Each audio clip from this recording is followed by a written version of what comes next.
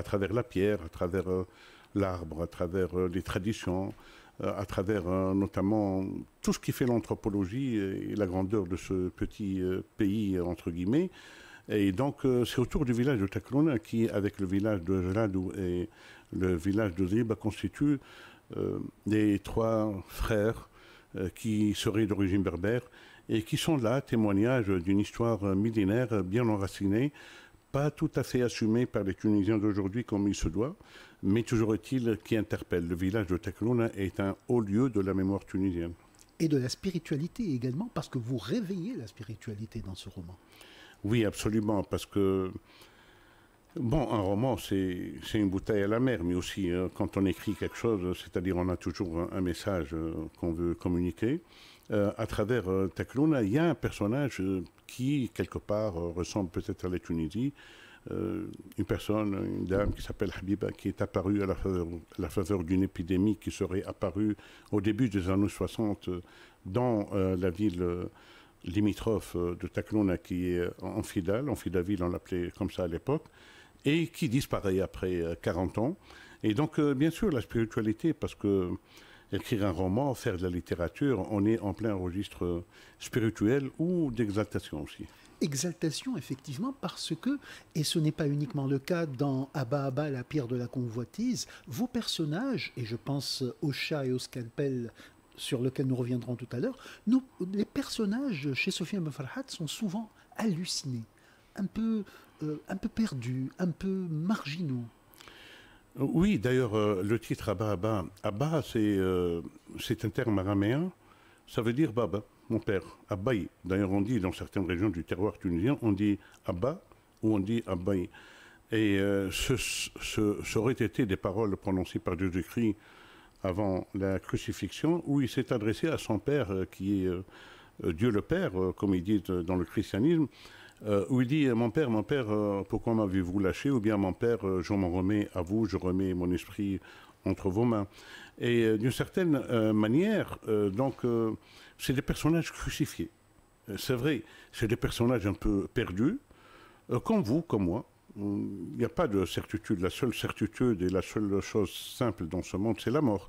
Mais à partir du moment où on est un vivant, on est dans une espèce... on est dans un carrefour de sens, où il y a beaucoup de chamboulements, beaucoup de choses qui changent, et en même temps où il y a une âme en quête de quelque chose. Nous appartenons à ce milieu méditerranéen, sud-méditerranéen, d'origine berbère, nord-africain, où il y a tous les ingrédients de la magie, du rêve, et aussi du voyage. Nous sommes des gens, le Maghreb, c'est le couchant, littéralement.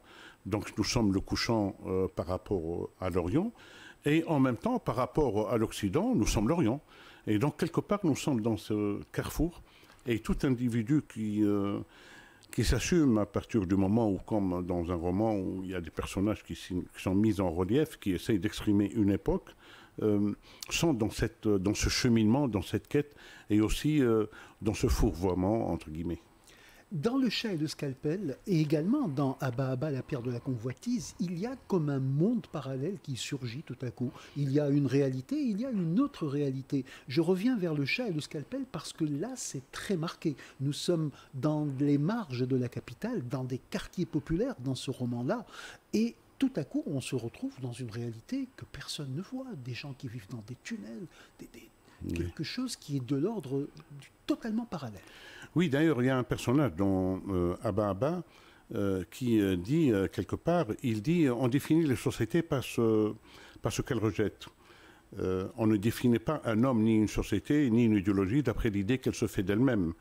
Il faut ausculter quelque part les rejets, et il faut ausculter quelque part les déchets pour comprendre une société. Et ça, c'est une idée fondamentale. Et il s'en remet d'ailleurs à Michel Foucault. Michel Foucault a ausculté tout ce que la société rejette. Les, entre guillemets, fous, les prisonniers, les gens qui ont une sexualité différente des autres. Et il a pu définir les idéologies de la société classique apparue à l'ère bourgeoise jusqu'aux années d'aliénation des années 80 ou 70 du XXe siècle. à partir de ces rejets. Donc il y a beaucoup de rejets. C'est vrai que le chat et le scalpel, que vous connaissez très bien, ayant eu beaucoup de débats là-dessus, j'ai été honoré lorsque vous l'aviez présenté à l'Institut français, on a eu un débat assez long à propos de ça. Il y a des gens qui vivent dans des tunnels, des gens... C'est vrai que il y a des laissés pour compte, il y a des exclus, et je les retrouve malgré moi dans ce roman. Parce que, vous savez, l'écriture, vous aussi, vous êtes écrivain et vous connaissez très bien, on n'est pas maître des personnages. Enfin, il y a des personnages, vous avez beau faire des fiches, dresser des portraits, un arc de développement spirituel ou psychologique, mais parfois ils vous échappent. C'est un peu comme Mostafa Saïd dans Saison de la migration vers le nord. Ils ont leur propre vie. Et je me retrouve, en fait, toujours fasciné par ce monde vu, ressenti, mais qu'on ne regarde pas, ou bien éludé, ou bien qui s'impose à travers des murmures ou à travers des phrases et tout. Et dans notre vie, il y en a beaucoup comme ça. Quand vous vous promenez dans la rue, vous êtes un grand promeneur, vous avez toujours marché énormément, je le sais, parce que nous appartenons à la même génération, on a fait beaucoup de cheminement ensemble, on se respecte beaucoup aussi. Et vous avez toujours été fasciné par ce que les gens rejettent. Par exemple, j'ai lu votre livre sur la bonbonnière il y a 30 ans. Et dans ce livre, il n'y a pas que l'architecture, qui est très belle par ailleurs, la bonbonnière sur le théâtre municipal. Il y a aussi beaucoup de murmures, beaucoup de gens. Donc vous disiez, je me souviens, mais aussi il y avait des personnages qui faisaient irruption, pour ainsi dire. Et c'est comme ça, l'écrivain, il est obligé de faire avec des gens qui font irruption dans son imaginaire. Et ce qui a fait irruption, non pas dans votre imaginaire, mais sur la scène médiatique, ça a été des personnages valeureux, réels, bien réels, des personnalités qui ont éclaboussé le siècle et que vous avez révélées dans une série d'abord publiée dans le journal de la presse, puis ensuite en volume avec un livre qui est revenu sur les Tunisiens les plus exceptionnels en quelque sorte. Oui, vous parlez d'un des livres qui m'est très cher, Rencontre avec les Tunisiens d'exception, qui est paru en 2006. Aux éditions CRS, quand Mohamed Ben Smaïl tenait lui-même à encadrer ce livre qui est très important. Mais juste une petite parenthèse. Par exemple, si on prend Le regard du loup, notre roman que vous connaissez, malheureusement, et heureusement, on se retrouve toujours, mais quand on a un ami comme vous qui s'intéresse à votre travail, comme moi je m'intéresse au vôtre, c'est difficile de s'exprimer parce qu'on s'en comprend au quart de tour. Mais par exemple, il y a un personnage qui s'appelle Calais dans Le regard du loup, c'était le premier commun que je reçois pour le prix Découverte à l'époque. Et c'était Khaled Bourbi. Et un jour, on dit que lui, il était fasciné par le roman sans savoir qu'il s'agissait de lui. Et d'ailleurs, mon feu Abdelhamid Gmati, il l'appelait Kaldé. Et moi, j'ai enlevé le dé et j'ai mis Calais. Et un jour, je lui ai dit, Khaled, il m'a dit, c'est un roman fascinant, très bien, et tout ça. Il m'a dit, Calais, c'est vous. Et il était très ému. Donc, bien sûr, la rencontre, pour revenir au livre Rencontre avec des Tunisiens d'exception, qui fait éruption de nouveau dans la vie. Par exemple, cette année, la télévision indonésienne veut toujours faire un film sur Hatem El-Mekki. D'ailleurs, le livre, comme la série, s'ouvre avec le personnage de Hatem El-Mekki.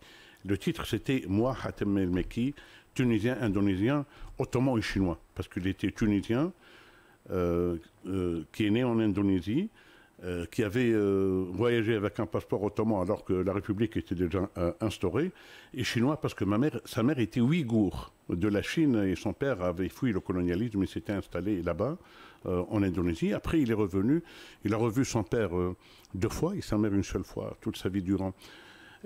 Ils m'ont contacté cette année pour me dire, ils ont dit à quelqu'un, un responsable de la télé tunisienne, il y a un journaliste tunisien qui a travaillé sur ça et un écrivain. Il a dit oui, je le connais. Et donc je me suis dit comment ce personnage que j'ai décrit dans cette interview et que j'ai mis en ouverture de ce livre, Rencontre avec des Tunisiens d'exception, après 20 ans, il y a des gens qui viennent vous dire on veut justement réhabiliter sa vie. Et j'ai écrit d'ailleurs le scénario pour le Hatem El-Mekki, L'homme au Sauvel devant, ou quelque chose comme ça, qui sera tourné dans quelques semaines, dans quelques mois, disons. Alors, bien sûr, je suis fasciné parce que vous et moi, tout à l'heure, quand on discutait en aparté dans le studio, On s'est rappelé de beaucoup de gens, beaucoup ont disparu. Mais on se rend compte après qu'il y a beaucoup de magie autour des personnages. Parfois, l'habitude fait comme le Tunisien face à la mer, ou la face au soleil, ou la face au désert. Il y a des Tunisiens qui ont découvert la beauté du Sahara tunisien ou du Grand Terre oriental quand ils ont vu le film Le Patient anglais. Alors que quand ils y vont, ils trouvent ça tout ce qui est le plus normal. Comme notre soleil, comme la luminosité de l'air qu'on a. Donc, au niveau des personnes, des caractères, il y a de l'or parfois dans des personnages que vous côtoyez quotidiennement sans pour autant vous rendre compte. Il faudra peut-être l'oubli qui laisse un trou au cœur pour que cela vous manque. Et quand cela vous manque, vous comprenez cette dimension, disons, onirique du personnage. Nous sommes en compagnie de Sofiane Benfarhat et nous travaillons avec lui sur une lecture de son œuvre romanesque, Le Regard du Loup en 2009, Le Chat et le Scalpel en 2020, Abba Abba, La Pierre de la Convoitise qui vient de paraître aux éditions Arcadia en 2025 et puis également apparaître bientôt chez Hikayet, Ramla Cœur de Citron. Sofiane Benfarhat, vous êtes un lecteur d'Artaud, vous êtes un lecteur de Sartre, les questions de choix, de miroir, de double, c'est au fond de vous-même et ça rejaillit souvent dans votre roman. Oui, premièrement, un écrivain, ça doit lire beaucoup. Nous sommes des bibliophages. On lit énormément en arabe, en français, en italien, en anglais, dans toutes les langues. Donc, vous savez, il y a un livre pour lequel Sartre a eu son prix Nobel, c'est Les mots. Et il avait refusé de recevoir le livre pour les mots. D'ailleurs, il avait dit non, ça ne vaut pas la mort d'un enfant au Biafra. Mais parce que le mot, c'était une remise en cause du marxisme. Et Les mots de Jean-Paul Sartre, qui est un livre majeur de la littérature mondiale, il y a 2 chapitres, lire et écrire. Notre vie se réduit à cela. Sauf que vous et moi, nous sommes aussi, comme disait Albert Londres, des curieux stipendiés. Parce qu'on regarde le monde autour de nous, on essaye de remuer, de voir justement les gens rejetés, les laisser pour compte ou autre chose. Donc nous sommes des flâneurs stipendiés ou des curieux aussi qui vivent de leur curiosité. Et absolument, dans cette dimension est essentielle, moi, je trouve. On lit, et bien sûr, il y a des lectures dont on ne peut se départir. Quand vous avez lu Colette, par exemple, quand vous avez lu Blaise Cendrars, quand vous avez lu Vie et mort de Satan le feu d'Antonin Artaud, ou bien sûr quand vous avez lu Al-Los ou Al-Kileb, ou quand vous avez lu Hennelah, par exemple, ou Taïb Salah, et tout, vous ne pouvez pas vous débarrasser de ça. Parce que, en fait, qu'est-ce qui reste de l'histoire ? Moi, je suis certain maintenant que si on ouvrait une parenthèse pour parler de l'histoire de l'Égypte, vous et moi, on en parlerait aisément, ou bien de l'histoire de la Russie. Pourtant, je vois mal M. Hatem Bouriel aller acheter un livre d'histoire sur l'histoire de l'Égypte. Mais Hatem Bouriel a fréquenté la littérature égyptienne. Il a lu Albert Kosseli, il a lu Najib Mahfoud et tout ça. Comme il a lu Tourgueniev, Pouchkine, Dostoïevski, Tolstoï et Tchekhov. Ce qui fait, qu'est-ce qui reste de l'histoire des gens ? C'est la fiction. En fin de compte, la littérature, l'art, c'est ce qui reste. Il y a une définition de la culture, je crois que c'est Malraux qui a dit qu'est-ce que la culture ? La culture, c'est ce qui reste quand on aura tout oublié. Et aussi, l'histoire des peuples, ça se résume dans la littérature, dans l'art. Qu'est-ce que la Tunisie sans Fleg Ghazali de Salih ? Qu'est-ce que la Tunisie sans le Malouf ? Qu'est-ce que la Tunisie sans Degla Fardajine de Bachir Khelaïf ? Ou bien des œuvres aussi écrites en langue française aussi. Donc sur ce plan, je suis là, lire, c'est s'imprégner, et il y a des imprégnations qui sont quand même marquantes dans la vie. Certains écrivains, on ne peut pas les oublier, ils reviennent toujours. Et parfois, il y a, comme dans la peinture, l'illusion rétrospective. Par exemple, moi, je me retrouve parfois à écrire dans le style de Céline ou de Blaise Cendrars. Mais moi, je ne veux pas le faire. Mais je suis formé à cette école. C'est une malformation professionnelle, disons. Et il y a véritablement une fabrique de l'archétype dans la littérature, et ce sont ces archétypes qui modèlent les nations ou des peuples. Absolument. Parce que si on prend par exemple les plus grands livres dans l'histoire, c'est les livres religieux, c'est les Écritures, on les appelle les Écritures. Dieu aurait pu s'adresser aux hommes à travers l'Internet, ou à travers la télé. D'ailleurs, l'histoire du buisson ardent, le Qabas dans le Coran, c'est une image que voit Moïse sur le mont Sinaï, je crois. Donc, mais Dieu s'est adressé aux hommes à travers des histoires. Maintenant, vous, moi, tous nos collègues ici, nos amis technicien. Si on met l'histoire de Sayyidina Youssef José, on va la regarder. Donc il y a toujours cette histoire qu'on raconte, l'Est prétend. Donc l'archétype se construit autour d'une vie. Vous, vous êtes un excellent journaliste. Je ne vous jette pas des fleurs. On a dépassé ce stade, vous et moi. Vous savez que nous avons appris à travers ce métier à raconter l'histoire à travers des faits et raconter les faits à travers des hommes. Et donc les archétypes, ça s'impose. L'archétype, par exemple, de Pygmalion, qui a créé une œuvre et après il est devenu amoureux de cette œuvre. C'est le gouvernant tunisien qui a toujours fait une œuvre et il croit qu'il a fait la plus belle chose. C'était une statue, il était amoureux d'une statue. L'archétype d'Ulysse, qui veut écouter le chant de la sirène et qui... dans l'Iliade, je crois, oui, c'est dans l'Iliade, c'est pas dans l'Odyssée, Ulysse se fait attaché aux mains et les autres ont les oreilles bouchées. Il est attiré par les sirènes. C'est comme ça, hein, on est attiré par ces sirènes et ces archétypes s'imposent, que ce soit au niveau religieux ou que ce soit au niveau de l'épopée ou que ce soit au niveau aussi des romans. Par exemple, nous avons un personnage en Tunisie très important qui est Badr-Ghzil. C'est un personnage qui est sorti de la littérature de Bachir el-Khlaïf. Nous avons Douaji, qui était l'un des plus grands conteurs et des plus grands nouvellistes arabes, je crois. Il y a des personnages qui sont sortis, qui sont devenus des archétypes et qui sont venus de la pure imagination. Et en même temps, quand on vous lit, Sofiane Boufarhat, il y a toujours cette recherche d'un souffle épique, même lorsqu'on est dans un quartier populaire. C'est-à-dire qu'il y a une dimension littéraire, romanesque, qui s'empare des personnages et qui se traduit, par exemple, par la narratrice de Le chat et le scalpel ou encore par Habib l'halluciné de La pierre de la convoitise. Oui, la dimension épique existe, je suis attentif à cela, c'est-à-dire que j'essaye de voir le sens scellé des choses. Parfois, il y a un mendiant qui vous arrête et quand vous regardez ses traits, avant, en Europe, par exemple, avant le Moyen-Âge, on ne chassait pas les mendiants parce qu'on croyait peut-être que c'était le Christ ressuscité qui venait vers vous. Maintenant, quand vous voyez ces gens-là, vous voyez les flétrissures du temps à travers les rides, à travers leur faciès, à travers leurs cheveux et tout ça, vous vous rendez compte qu'il y a de véritables personnages. Et parfois, beaucoup de vérités sont débitées par des gens très simples. On le sait, nous, dans le domaine du journalisme. On parle parfois avec des gens, ils vous racontent des histoires. Moi, un jour, je me souviens, en 2010, je faisais un reportage dans la palmeraie du Djerid. Et j'ai rencontré une femme métayère, Hamessa. Et cette femme, il y avait avec moi un photographe qui était, je crois à Fatih Blait.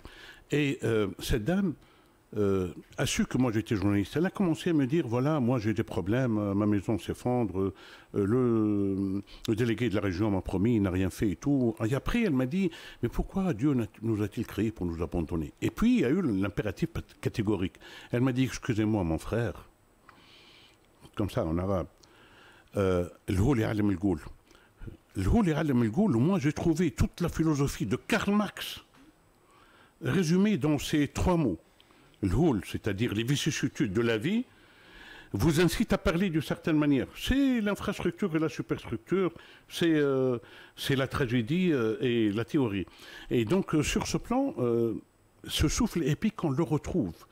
Pour peu qu'on ait des yeux scrutateurs pour voir et de vouloir découvrir, et surtout de vouloir déchiffrer après.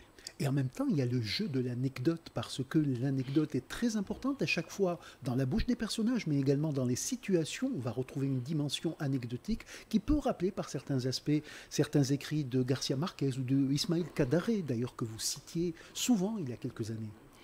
Oui, Ismaël Kadare, quand il avait écrit La niche de l'Ante, par exemple, oui, c'était quelque chose de formidable. Gabriel Garcia Marquez, moi, bien sûr, moi j'aime beaucoup l'impressionnisme, mais j'aime surtout le réalisme magique. Réellement, le courant auquel je m'attache le plus, c'est le réalisme magique. Gabriel Garcia Marquez, Octavio Paz, Alejo Carpentier, tous ces écrivains d'Amérique latine qui ont puisé dans l'imaginaire collectif pour donner des histoires. Et donc, il y a beaucoup de personnages qui ne sont pas vraisemblables, mais au bout du compte, vous vous dites qu'ils sont vraisemblables, comme Habib qui sort d'un hammam qui était fermé depuis des lustres, et qui vit, qui a toujours le même âge, elle doit avoir 40 ans, ça n'a pas changé, et qui après 40 ans repart dans la fleur de l'âge. Et on lui dit, en quelle année êtes-vous né? Elle dit, j'ai l'âge de maîtresse. Maîtresse. Maîtresse. Voilà, parce que c'est pas une maîtresse. Et donc, c'est vrai que cette dimension-là, épique, elle existe. Mais il faut aller la voir. Vous parlez avec un métayer en Tunisie, un fallah. Par exemple, l'autre fois, je parlais avec un métayer dans la région de Glambalia, dans l'arrière-pays de Glambalia. Et il m'avait raconté des choses que les plus grands ingénieurs, cloîtrés entre leurs murs, ne connaissent pas. Et c'est vrai, parce que c'est le fruit aussi d'un savoir ancestral et d'un savoir transmis oralement et d'un attachement à la terre. Cette dimension épique est pour moi essentielle parce que tout compte fait, nous sommes des peuples tragiques en fin de compte. Nous sommes des peuples tragiques. Les Maghrébins sont des peuples tragiques, des peuples qui ont connu de grandes civilisations et qui ont connu aussi de grandes chutes et en même temps qui ont donné dans l'histoire de grandes figures, avoir eu Hannibal, avoir eu Jugurtha, avoir eu Hached Bourguiba, avoir eu Ibn Khaldoun, Ibn Rashid, avoir eu... tout à l'heure, je discutais avec Kamel Hleli avant de venir ici. Je lui ai dit, écoute, on ne peut pas expliquer Abul Qasim al-Chebi par sa vie. Il est mort à 24 ans. Il a eu une vie tout ce qu'il y a de plus normal. Mais ce qu'il avait dit, je lui ai dit, c'était presque un prophète. Ou un prophète raté. C'est-à-dire qu'il y a une dimension dans ce qu'il avait écrit et imaginé et dit qui relève de... il a découvert des choses. Il a vu des choses que le commun de mortels ne voit pas. Et donc, dans la vie, on peut voir cette dimension épique auprès de personnages que d'autres prennent pour des individus masqués, des individus effacés, des individus qui n'ont pas d'identité tellement appuyée. Mais en décryptant, on va retrouver un grand personnage. Restons sur cette notion de réalisme magique qui vous est chère et qu'on retrouve paradoxalement beaucoup plus, ou plutôt pas paradoxalement, beaucoup plus chez les auteurs arabophones que chez les auteurs francophones. Je sais que vous avez lu par exemple Hassouna Mousbehi qui lui aussi est dans ce type de personnage, dans ses hallucinés. Hikayat Jounoun ibn Touham, par exemple. Hassouna Mousbehi qui a disparu récemment, on en parlait tout à l'heure, qui était un très grand écrivain. Et j'ai eu la chance de le côtoyer. Et c'est un monsieur qui a eu une vie aussi. Il a voyagé quand nous, on était jeunes, apprentis journalistes. Déjà, il était en Allemagne, il écrivait à Fek el-Wafan, il traduisait. C'est un homme qui a vécu une vie superbe, qui a écrit à peu près 70 à 80 livres. L'histoire de l'hallucination de sa cousine, ou bien si on prend notre roman Adieu Rosalie, moi qui me plaît énormément parmi ses œuvres et tout ça, Hassouna Mousbehi, c'est vrai qu'après avoir arpenté le monde comme Ulysse, il est retourné pour aller vers les choses les plus simples. Vous savez que Hassouna Mousbehi est mort il y a 2 ou 3 mois, et Hassouna Mousbehi a voulu être enseveli d'une certaine manière, écouter une certaine musique, être habillé d'une certaine manière. Et tout ce qu'il avait voulu, ça a été réalisé par ses amis les plus proches. Hassouna Mousbehi était un homme, un écorché vif, qui était parfois, qui ne payait pas de mine, parce qu'il était soit silencieux, soit dur à cuire. Ouais, il était un peu dans l'excès, mais c'est un personnage aussi. Moi, j'ai lu beaucoup de ses écrits. Il écrivait dans plusieurs langues en même temps. Il était lui aussi un exorcisé. Et il a fait un ressourcement. À la fin, il est revenu vers son pays natal, du côté du Kerouanais, où il a été enseveli. Là où sa mère lui avait dit un jour, moi, je vous ai mis au monde là-bas. Et c'est là que il a voulu être enterré, il s'est fait enterrer, chose exceptionnelle, parce qu'en Tunisie maintenant, depuis des années, on n'enterre pas les gens comme on veut. Mais lui, il a été enterré là où il est venu à la vie et qui a laissé une grande empreinte, Hassouna Mousbehi, et qui était un homme qui allait vers... il retrouvait beaucoup de sagesse dans la folie. D'ailleurs, il était l'ami de certains écrivains marocains. Il a eu dans ses passages en Allemagne, en Europe et tout, il a connu de grands personnages. Il a connu aussi de grands écrivains marocains. Il était aussi obnubilé par le personnage de Mohalosage Mohalofou. J'évoquerai également avec vous, si vous permettez, Sofiane Farhat, Aroussia Nellouti et ses écrits. Oui, Aroussia, c'est une grande dame. C'est une grande de la littérature tunisienne. On a eu des femmes exceptionnelles, on a eu des poétesses, on a eu aussi des écrivaines.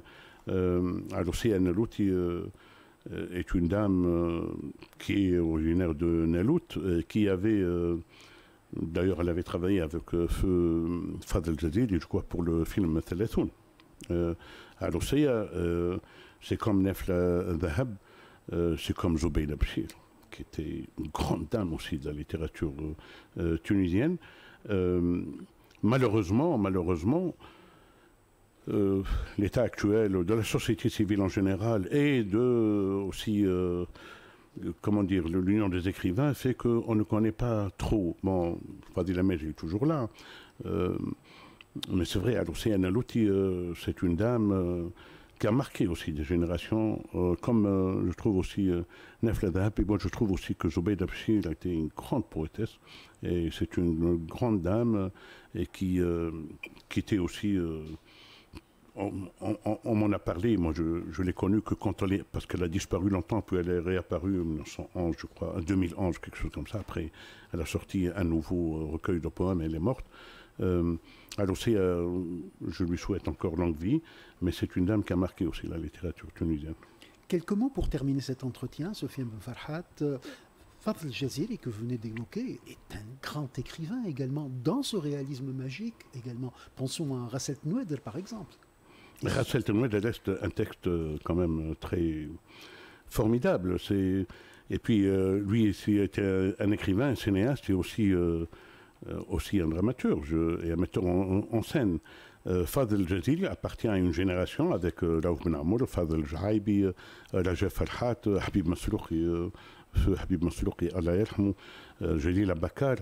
C'était des gens qui avaient porté le texte littéraire, théâtral à son paroxysme, surtout avec la pluie laveuse des grands, comment dire, des grandes aires de battage. Rassel et Noued, qu'on connaîtra ces 2 jours. Fadel Jazili était un géant. Il y a une communion entre nous, parce que j'étais avec Kamel Hleli en attendant de venir ici, on a été à la Cité de la Culture, on a bu une bouteille d'eau ensemble et on a parlé littérature. Je lui disais, parce qu'il y a une journée Fadel Jazili, j'invite les auditeurs à aller le 26 pour voir ses films, entre autres, Gila et sa pièce de théâtre, Jelantil Aziz, la dernière et tout. Je lui disais, il regardait le monde de haut. Il avait une conscience de survol. Il avait une conscience contemplative. Et moi, j'aime beaucoup Fadel Jazili, Allah yarhamou. Et j'ai découvert il y a quelques jours un ouvrage paru en mai 2025 sous la plume de Abdelwahab Meddeb. C'est un ouvrage posthume et c'est un livre qui s'intitule Vers l'Orient, des carnets de voyage de Tanger jusqu'à Kyoto.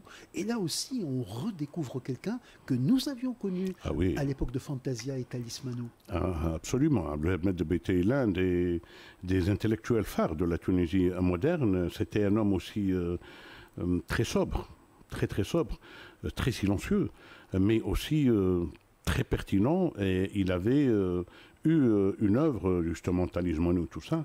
Il avait porté la littérature tunisienne et même la sociologie, et bien sûr ses écrits autour de tout ce qui est soufisme, tariqa et haqiqa et tout ça, à des paroxysmes. On devrait faire beaucoup pour rafraîchir la mémoire des jeunes Tunisiens par rapport à ce grand monsieur.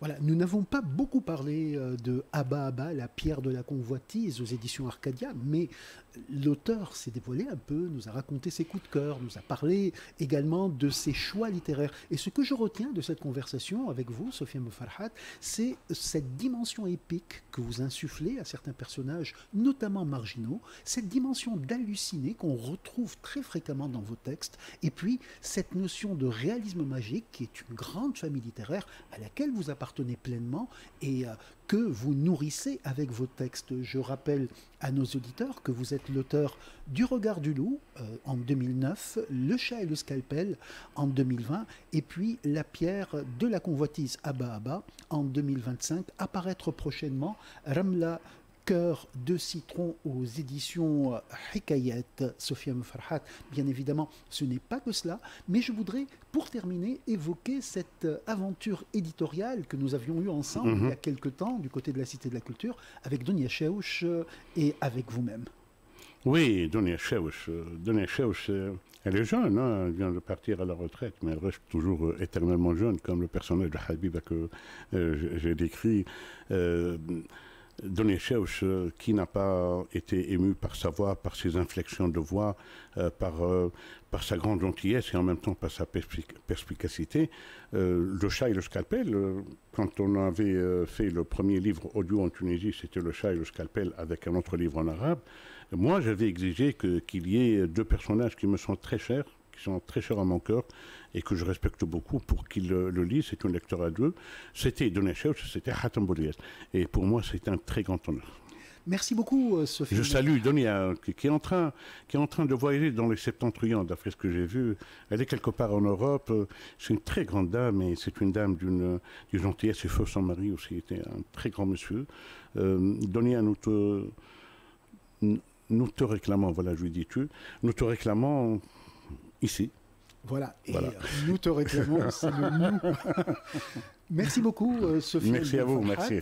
Nous allons retrouver une autre voix très appréciée par les auditeurs de RTCI qui va justement parler d'un aventurier qui s'appelle Jack London et qui s'appelle Issam Marzouki. Tout de suite sur RTCI, la rubrique Les Aventuriers, une chronique réalisée par Issam Marzouki pour RTCI. Encore une fois, merci Sofiane Benfarhad d'avoir été avec nous, de nous avoir parlé de La Pierre de la Convoitise aux éditions Arcadia. Nous avons également parlé du Chat et du Scalpel aux éditions Nirvana et puis du Regard du Loup paru en 2009. Merci encore et place à Issam Marzouki pour la chronique Les Aventuriers. Aujourd'hui,